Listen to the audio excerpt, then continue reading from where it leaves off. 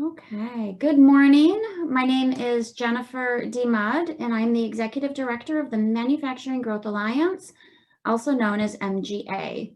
We are a membership-based organization that provides services to help manufacturers build smart, lead strong, and establish a pathway for future growth. MGA services drive solutions that make manufacturing in Michigan the most competitive and prosperous in the nation.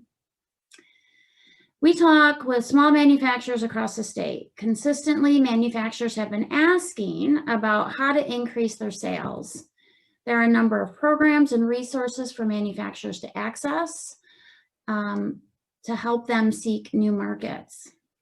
Government contracting at the local, state, federal level is an option for manufacturers to consider when thinking strategically about increasing their sales. The government works to make sure small businesses, including manufacturers, get at least 23% of all federal contracting dollars. Additionally, the government tries to award a certain percentage of all federal prime contracting dollars to small businesses that meet certain socioeconomic conditions. The SBA, Small Business Administration, provides several programs to help small businesses win federal contracts. Today, that is our topic for today. Before I introduce our presenter, just have a few housekeeping items. Everyone is on mute. We encourage questions and comments, so please type your questions in the chat box at the bottom of your screen. The presentation today will be around 30 minutes, so we'll have ample time to answer those questions at the close of our presenter's slide deck. Again, we're recording the webinar, and the recording will be available shortly after today's discussion. Now, I have the pleasure to introduce our presenter. I had to trim her bio back a little bit, so here's a trimmed version. Gabrielle Connor is a business opportunity specialist at the Michigan District Office of the U.S. Small Business Administration Office in Detroit. Well, the location is in Detroit. Gabrielle has delivered numerous presentations on government contracting. She is well versed in SBA programs to help small businesses win federal contracts. She has a diverse background, including 3 degrees focused on criminal justice and corrections, public safety, public administration, and she is currently working on her 4th degree in criminal justice and criminology. Gabrielle has been working with the federal government as an employee since 2016. Previously, she was with the Department of Homeland Security. Let's welcome Gabrielle. Thank you for being here today. Thank you so much. I really appreciate you taking the time to invite me to speak to your clients. I'm very excited to tell you what we have to offer within SBA. So without further ado, good morning, everyone, and I'll start the presentation. Okay, so what we have here is our famous elevator pitch. So this is powering the American dream, okay? So basically what this is like a little lead you in on what we could do and what the expectations are, what people think about SBA. So the SBA, U.S. Small Business Administration, makes the American dream of business ownership a reality. And when you think about it, everyone wants to be a business owner, because who wouldn't want to work for themselves these days, right? So basically, we empower entrepreneurs and small business owners with the resources and support they need to start and grow their business. And the SBA is the only go-to and voice for the small businesses that is literally backed by the strength of the federal government. This is a federal agency. We have full support from the federal government, and we also support our resource partners who are there to help you if you have any further questions as well. So now you're wondering, what does that look like when we help small businesses? So basically what happens is we have statutory goals that we follow or we have to abide by every year. So there are 23% of all prime and subcontract scope for small businesses. 5% of prime and subcontracts are for small disadvantaged businesses, and that includes one of our certifications, the 8A program. 5% of prime and subcontracts are for woman-owned small businesses, and that also includes economically disadvantaged woman-owned small businesses. That's what EDWSB stands for. 3% of prime and subcontracts are for historically underutilized zone small businesses, which we call hub zone for short, and 3% of prime and subcontracts go for service-disabled veteran-owned small businesses. And what does that look for you? Well, okay, look at it this way. In the pool of government contracting opportunities out there are these 5 statutory goals that no matter what happens, there will always be federal contracts for. So if this is something that you may be interested in, I definitely would think about one of these different certifications that might enhance your business, because there will always be federal government contracts for these specific categories. And that's a good bonus for our offering that we have with SBA. Okay, just give me a moment. It's going to move you up a little bit. So how can we help small businesses, you want to know? Are you a small business? Maybe you don't know. So for your small business to serve as a prime contractor or a subcontractor, you will need to legally qualify as a small business and register as a government contractor. And maybe you're not sure how to go about that. So how we determine if you're small or not, only the SBA can do that. And there's no certification that you'll get a fancy letter saying, hey, you're a small business. It is based off certain requirements that either it's through the size of your business or the size of your employees that we determine your size. A business entity organized for profit, located in the United States, and which operates primarily within the United States can be eligible as small, or which makes a significantly contribution to the U.S. economy through the payment of taxes or the use of American products, material, labor. And there's more information on that. There's something called a CFR. So it's our rules that we follow for businesses. If you're interested on more what that looks like for you, that is inserted there for you. So again, it goes back to, how do we determine if you're small or not? Do you even know what that means? So we have this thing called the North American Industry Classification System Code. We call it a NAICS code for short. It's a really long one, so we don't really say that too often unless you know what it is. You can find that at that link there, http://www.sba.gov/size. And again, that leads to, if you're a manufacturer or wholesaler, that is the number of employees, or if you're dealing with services, that is your annual gross sales. So for example, I'll use one of our most common ones that's out there for government contracts. So construction, yes, so construction, that is based off of annual gross sales for the most part. So you'll see it's not really dependent on the number of employees. It can. A lot of the other different types of NAICS codes found within this system have employee size, but mostly they're by the dollar amount. So if you are unsure, I would highly recommend you all to look up this website under your NAICS code, if you have a NAICS code, and to see whether you fall within those requirements. If you do, congratulations, you're considered a small business. And that's literally all it takes to determine size. Let's see. All right, so I want to talk to you guys about getting your foot in the door. This is exciting. Maybe not so much exciting for people who have no idea who SAM is. You know, SAM's like our best friend with the government. So basically, SAM is an integrated database of businesses that want to do business with the federal government, also known as like your best friend.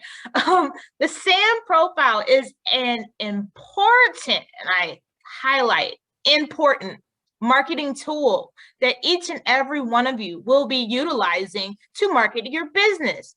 This is where you will list everything you have done. This is where you list your accomplishments, accomplishments. This is where you'll list your NAICS code, your DUNS number, and any other important facet about your business under this SAM profile. And the good thing about the SAM profile is that for the most part, it's easy accessible. And if you are unfamiliar with how to utilize the SAM profile, because you do need to be registered, this is how the government recognize you are who you say you are, and we can identify your business. You can always reach out to certain resource partners that the SBA partners with, who can also help you navigate through the SAM profile if you are stuck or unsure about how to move next. That's what they're designed to do. So I like to say SAM is like one of my best friends, because if I wanted to look up any information about a small business in question, I can see your whole life story. And most people also include their capability statement within here too. And it's always good to be on top of your SAM profile and update it at least more than once. Some people do once a year. I would say more than once a year, because the more frequently you update it, the more chances you will get to get federal contracting opportunities, because these contracting officers do refer back to your profile to make sure your business is in line with what they are needing to happen. Okay, so for all things federal contracting opportunities, we have, SAM's little brother. This is www.beta.sam.gov. And basically what this is a government procurement search engine and a vendor notification service. So if you're looking for opportunities to do business with the federal government, this is the website in which you want to go ahead and search for. This will have all different types of opportunities. Some of them are labeled, obviously, for certain specifications, such as HUBZone, woman-owned, economically disadvantaged, service disabled, even 8A. But if you are new to that, I definitely would recommend that you go ahead and see what's out there, because you may be in a field that has a contract and you didn't even know it until you look for those type of federal opportunities. And again, with this one, you can also utilize your resource partners if you're unaware of how to search for federal contracting opportunities, because they can do one-on-one counseling and they can talk about different strategies that can help you better strategic market yourself in that environment space and make you feel a little bit more comfortable. So you just saw these, remember? So here is the set aside programs. Okay, there are only five set aside categories that we utilize in order to get government contracts. And again, that's small business set-asides, SBA 8A set-asides, which is a certification, SBA HUBZone set-asides, service disabled veteran set-asides, woman-owned and economically disadvantaged set-asides, as I mentioned a few slides prior. And the significance again is, if you fall within these categories and have any one of these certifications, you will have a better opportunity to go ahead and win a government contract, because sometimes contracting officers will reach out to their local district office and ask, hey, do you know of any businesses that have this, and this? And if that falls in line with one of these set-aside programs, you will have a better opportunity to have something sole source, and sole source means specifically for that individual than someone who did not. Now, that does not discredit anyone who do not have that. However, what I'm saying is, this gives you a better opportunity to expand the horizon and get, more federal contracts. I'm going to be honest, it's not easy, but if you put in the work and this is something that you want to do, you can do it, especially if you have help from your local district office, which we're available Monday through Friday, or if you utilize your resource partners if you're unsure of what that looks like for your business. So again, we have the small and disadvantaged business certification. So prior to, there's a difference. There's self-certifications and there's pre-certifications, okay? So prior to October 15, 2020, the women-owned small business certification, you used to be able to self-certify. So after October 15th, they made it to where you had to go to a certain link. You have to apply through a certain process, and then you will move forward there. That's either through SBA or third party. The economically disadvantaged woman-owned, same thing. You were able to self-certify until October 15, 2020. You have to follow the same process as the woman-owned. You can either do third party or SBA. The small disadvantaged business is a self-certified process. The service disabled veteran-owned small business is a self-certified process. The HubZone and the 8A business development program, which are two of the most used, well, actually, two of the three most used certifications, they're pre-certified. And what pre-certified means is you have to go ahead and fill out an application through the projected channel, usually a website, and you have to upload the required documents. It goes through an eligibility and certification department, and then you would hear back from them. With HubZone, it's a 60-day turnaround. So your applications will not be held within the district office. They have a specific person for that handles that. And then once you get a decision, you'll have a HubZone certification. Similar to the 8A, except the 8A business development program, they have the eligibility and certification department out in California. It takes about 90 days. It could be longer depending on if your documents are submitted properly. And then you would hear back from them, hey, you're accepted in the 8A program, or hey, you're accepted in the HubZone program. But again, all of these are optionals if you want to open your horizon. It's not mandatory, but these are 5 good ways that you can get within the government by having these certifications. So what is the SBA 8A business development program? Many of you probably haven't even heard of it. It's like foreign language to most people. So the SBA's 8A business development program helps socially and economically disadvantaged individuals grow their businesses through one-on-one counseling, training, workshops, matchmaking opportunities with federal buyers, and other management and technical guidance. So when you look at that, just think for a minute. What is socially and economically disadvantaged? What does that look like?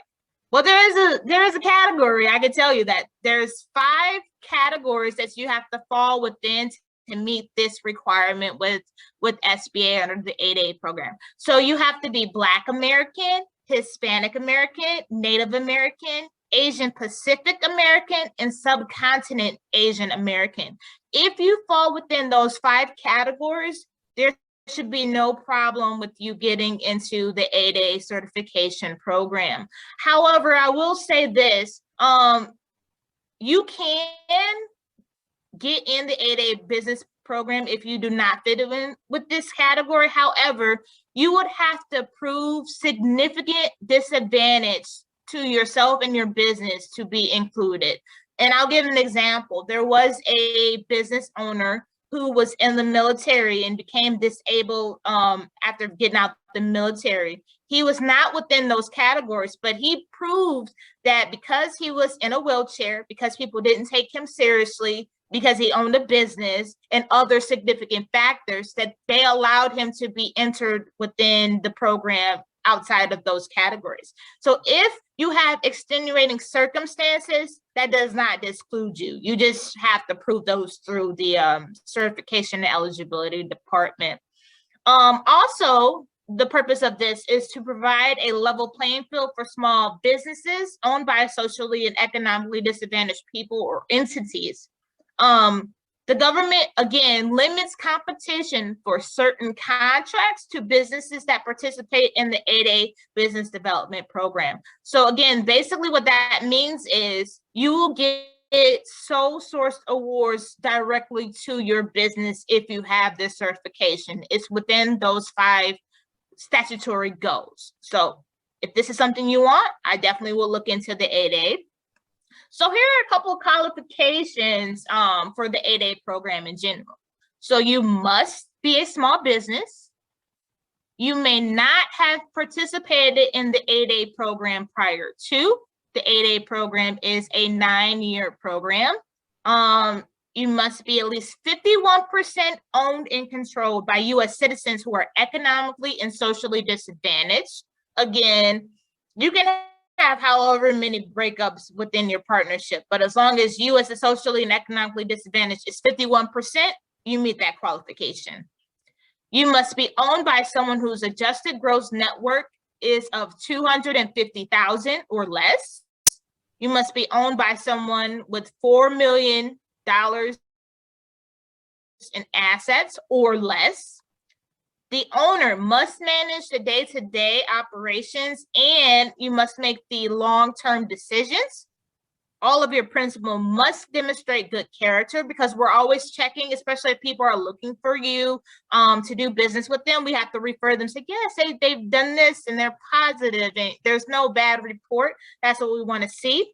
And you must show potential for success and be able to perform successfully on contracts. So if you have couple issues, I'm not sure if that might be something you might want to look into, but they definitely look for people who have a clean record, a positive history, and they can do the job, and they can do the job well when they're awarding these sole source contracts, and that's very important. So for the HubZone program, it's a little bit different. Again, HubZone stands for the Historically Underutilized Business Zone Eligibility. The Small Business Principals Office must be located within a hub zone, and they do have a hub zone map where you can find it at SBA.gov hub zone.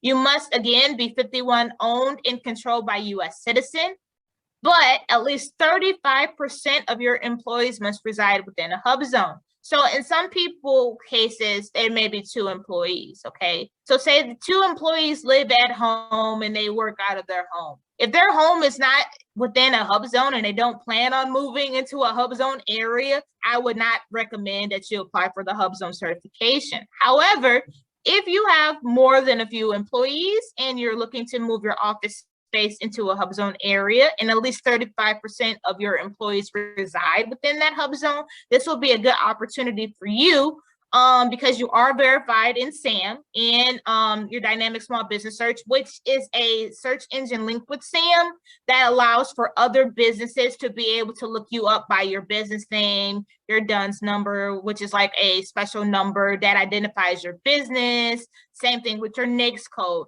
All of these tie into each other to be able to identify federal opportunities for you. So the benefits of the hub zone are kind of similar to the benefits for everything else. So the sole source contracts, if the contracts are under 4 million for service businesses and under 6.5 million for manufacturing businesses, they have restricted competition. So any dollar amount, and if there are 2 or more bids. So the expectation is with anything that's been sole source, there should be at least 2 or more bids with that same certification, and then they will obviously make a decision. Now they can go without awarding with that certification, but most cases, if they're looking for a certain certification, they'll stay with that. And there's a 10% price evaluation preference in free and open competition. So that leaves a little room for you guys to have opportunities as well. So for your women-owned small business federal contracting program, again, the women-owned small business program authorizes contracting officers to be able to set aside certain federal contracts for eligible women-owned small businesses or economically disadvantaged small businesses, which is EDWSB. You'll see those interchanged because it's entirely too long.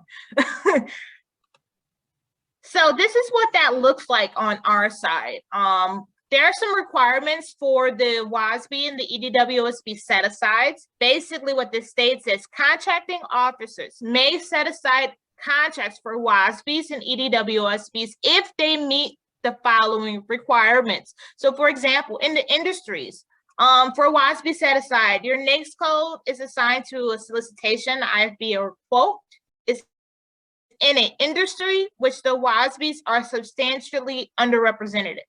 In the EDWSB set aside, the NAICS code is assigned to the solicitation, the IFB, or quote, is in an industry in which the WASBs are underrepresented. Now we also have the rule of 2. That's what I was mentioning in the prior slide. So the contracting officer has the reasonable expectation within the WASB, that is, that 2 or more WASBs will submit an offer. So that's just the general, at least 2. That's the bare minimum. But you want to note that all EDWSBs are WASBs, okay? But in the EDWSB set aside, not all WASBs are EDWSB because that's income restricted, and that's the difference between just being a regular woman-owned business and an economically disadvantaged woman-owned business. And the award price can be awarded at a fair market price, so you can't say that wasn't fair. They usually evaluate it when they're doing market research on the back end, very, very long market research that they do. And then they put the contract out because they believe it's fair at that moment. And if you're, again, unsure of what your NAICS code is, you can always look under the WASB one for www.sba.gov/WASB to see what your NAICS code fall within for that specific certification program. So there are some requirements for the WASB, kind of similar to the previous requirements that we mentioned. You must meet small business size standards for your primary NAICS code. And again, your NAICS code is just a scope of work that you do and contract. At least 51% unconditionally and directly owned by women who are U.S. citizens, which is very important. The woman, again, must make the day-to-day operations. The woman must make the long-term decisions for the business. The woman must have the highest officer position within the company. So if that looks like the CEO, then she's the highest person. Some people's business are structured a little bit different, but whatever that highest position is within the company, the woman would have to fulfill that. The woman must also work at the business full-time during normal working hours. And in this specific certification, no minimum amount of time the business has been operational. So basically what that last statement means is if you wanted to be a WASB today and you just want to start your business today, you can get certified. Whereas some of the other ones require that you have a length of time, which could be, you know, hit or miss, because they're looking at taxes and other federal documents. But this specific certification allows for no minimum amount of time that your business has been operational for you to apply for that. Now, again, I mentioned the requirements for the EDWSB are slightly different. So for the most part, they are the same, except your personal net worth is less than $750,000, but this excludes your ownership in your business and your primary residence. So that's your mortgage, your business equity, your income reinvested or used to pay taxes for the business. It does not include that.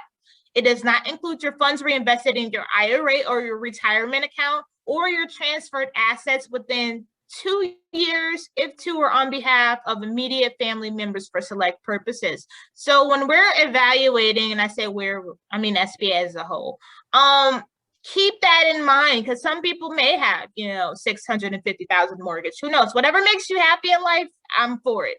But that does not include your mortgage. So don't fret if, you know, obviously your personal net worth is over that. But once you start deducting these 4 main key points, they're going to see you're eligible under the EDWSB. But even if you're not, you can still certify as a WASB and just be fine. They have it either or.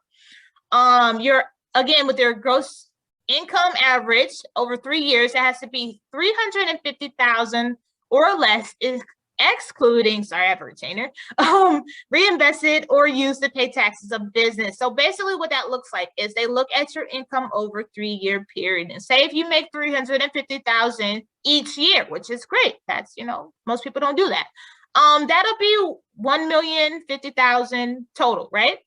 Okay, so they split that in 3, and if you're at $350,000, which in that figure you are, or less, you're eligible under the EDWSB.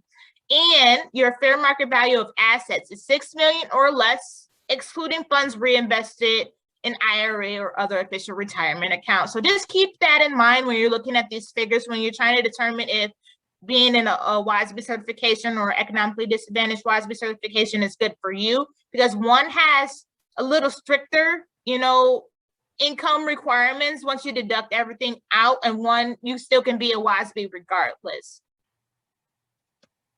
So for the WASB program certification, like I mentioned prior, there are 2 ways for you to be able to certify for these certifications. Like I mentioned before, prior to October 15th, there was a self-certification process. There's no longer a self-certification process as of right now. There's Streamline. It's free. you can register as a WASB or EDWSB. You will compile and upload all your required documents into www.beta.certified.sba.gov. That's where you can make an account. You will have a login. You will fill out your applications. They also have a good knowledge-based tool that will allow you to get questions answers. There's tutorials, there's videos, and other type of questionnaires that can help you on that process. And you can also apply as a third party with supporting documents. Again, you'll still be able to register in SAM as a WASB or EDWSB. Then you will obtain the certification from an SBA approved third party certifier, and you will find those within the SBA.gov under the woman owned section. If you scroll all the way down to the bottom of the page, they will give you a list of 4 SBA approved third party certifiers.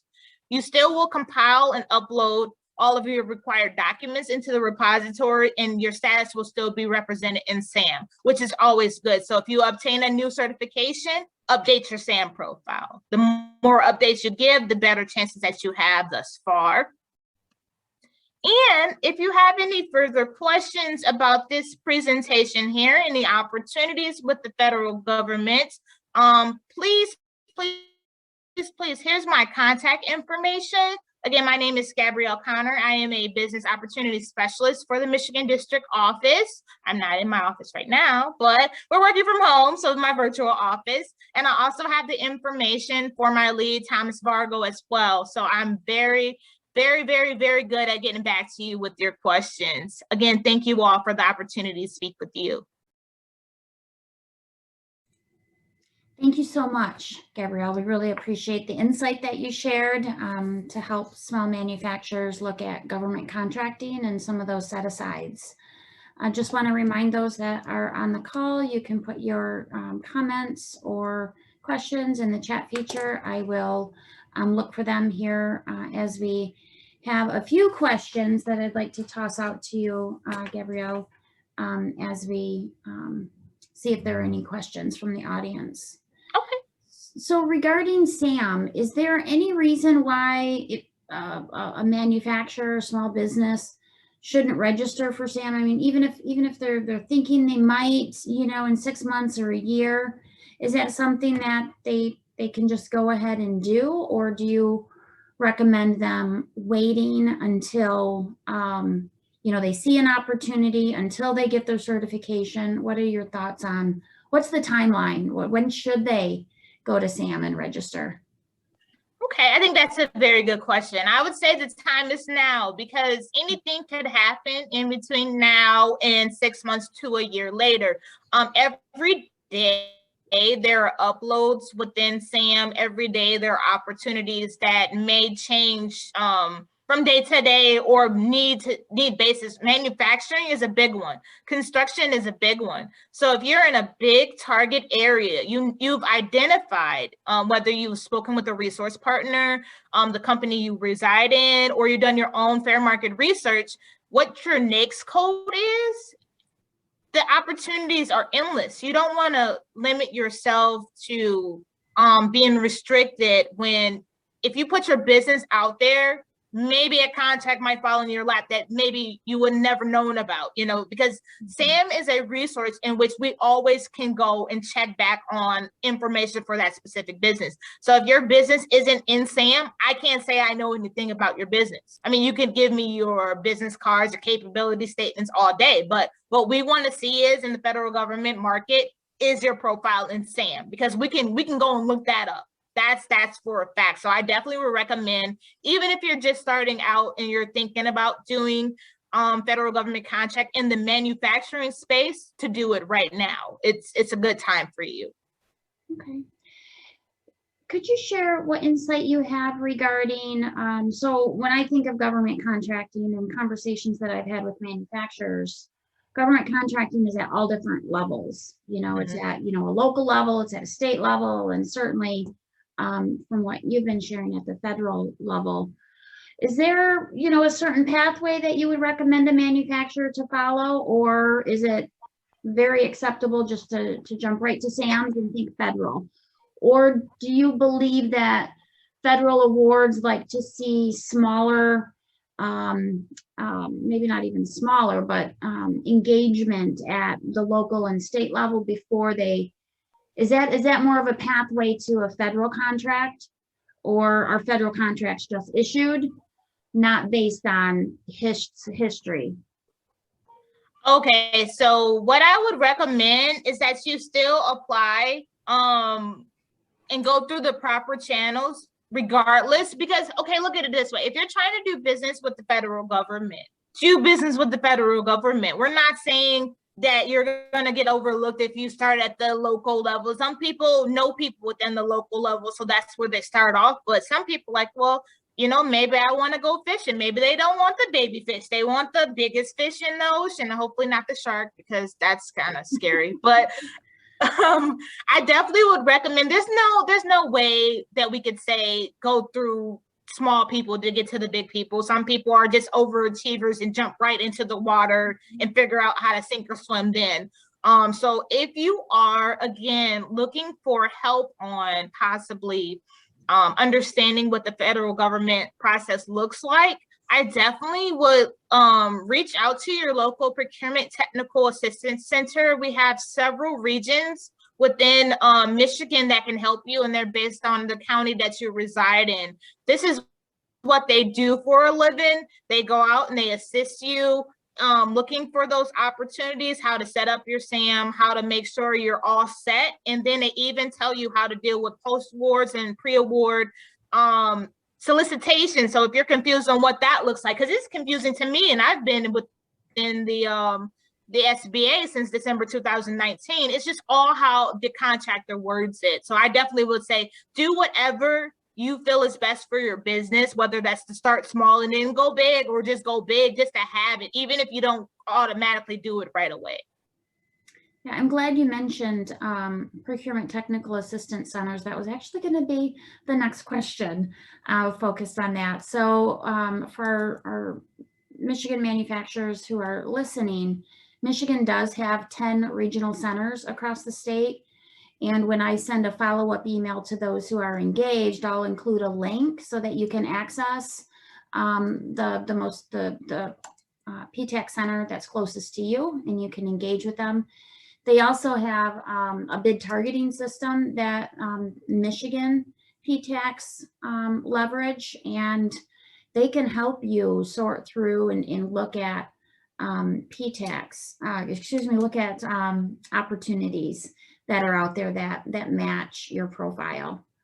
So thanks for bringing that up, Gabrielle. I was going to have you explain it, but I think we already did. Are there other SBA resources that you want to mention that can help small manufacturers? I'm thinking of, SBDC is one. Women Business Centers, I think, is another one. Yep. Do you want to? We also have SCORE. Briefly? Yeah, there's we utilize for a lot of resource purposes, depending on what you're looking for. SBDC, they pretty much do the same thing that PTAC does, except sometimes they have a longer reach. I know I work very closely with the program training manager, but he also does stuff. He does training for all of the regions. It's all separated by region. So even though I'm dealing with one person, it may still affect several other different people. We also have SCORE. SCORE is another good resource partner. They can help you with access to capital, questions training, doing mentoring, any type of business guidance. Pretty much all of the resource partners do similar things. They just have different techniques and they're called something different. But the ultimate goal is to help small businesses reach their federal contracting or even regular business goals in order to be able to succeed or get contracts if that's what they want to do, or if that's just overall business development. Like, for example, they can help you with your business plan. If you don't know what your business plan looks like and you're just starting out, they can help you define that. They can help you, give you strategies to strategic self-market yourself, because when you get into the federal government program, one major thing that I want to let you all know is it's like I said, it's not easy. Okay. And the not easy part is no one can self-market yourself better than yourself. We're not going to do it for you. So if you put your name out, you start when obviously when the world opens back up and it's safe, you start going to these opportunities where there's conferences where you hand your business statement over to people, you know, with like-minded opportunities, or you give your capability statement out to them. This is your way to self-market, and they can help you with that. That's their tool. I can give you all the advice in the world, but if you say, I want a federal government contract, help me. My first thing is, did you aggressively self-market yourself? Because we're not going to do that for you. That's not what we're built to do. We're one of 3,000 plus employees across all states, and we have 7 regions ourselves. So we can't spend that significant amount of time one-on-one with each small business owner. However, that's what the resource partners are built for. So if you want to utilize them, please do. They're free. I mean, I can't explain that enough. They're free. And if they do have a cost, they will tell you there's a low cost and it's not a high cost. It's a very low cost for whatever extra service. But 95% of the services are free, offered by the resource partners. And I always like to put a little asterisk there, Gabrielle. They're free, but they're actually paid for by taxpayer dollars. So it's actually, you know, taxpayers are paying for, you know, the support that's given to the resource partners. So no cost, most of it, as you mentioned, and great resources to support. I also just wanted to mention too, regarding hub zones, Michigan has 752 hub zones across the state. So in my communication back out to the participants, I'll include a link for you to just Google your address and see if you fall within a hub zone. That's just another pathway that you can look at to get hub zone certified. And then I just have one more question, and we don't have any questions in the chat. So one more question. Does a small manufacturer need to be registered in SAM in order to check out the beta.sam.gov, the opportunities that are out there? Do you know if they have to be registered in SAM before they do that? To be honest, I'm not sure, because each website has a specific login system. So it could be possible. I know when I personally look at it, I can get in and out, but I utilize those channels. So what I would say is I would try it out. If they have you, if they require you to create a profile, just create a profile to see what's out there. But that's not a hindrance saying, you know, you're obligated to do federal contracting if you sign up for it. It's not like a solicitation, a spam solicitation that you'll get, hey, here's an opportunity, unless you sign up for something like that. Who knows? But I don't think there's a either or that's an ask. I would say just check out each site. I know, for example, if I'm going through beta.certify.sba.gov, I don't have a login. I don't have to have a login for me, because I can go in there and say, for example, you're on the website and that link is embedded, say, within the WASB, because it isn't within the WASB. You can click that link and you can be able to serve everything without being logged in. But most people have a login information. You can create an account, because obviously they're going to go ahead and move forward with the SBA portion of the certification. But I know with that specific one, you don't have to have a login to see like the knowledge base, which helps you with their application process and other things like that. But I don't think there's a requirement, Jen, for that. Okay, all right. So some next steps for manufacturers that are listening: register in SAMS, check out the beta.sam.gov website, see what opportunities are out there for the products that you make. Access resource partners. You can always reach out to Gabrielle. You can reach out to myself. We can make introductions. You can reach out to those resource partners yourself to support your strategic thinking on increasing sales through government contracting. And then you can always, as I mentioned, reach out to me if you want to think about how you strategically position your manufacturing business to increase your sales through government contracting or diversifying into other markets. MGA is always here to help. So thank you again, Gabrielle, for joining our conversation today. It's been very insightful, and we really appreciate you taking the time. For our participants again today, I'll follow up with an email with a number of links and this recording so that you can listen to it again or forward on to another team member to listen to. Again, thank you for joining us, and I will close out our presentation now. Thank you. Have a wonderful day, guys. Bye-bye. Thank you. Bye.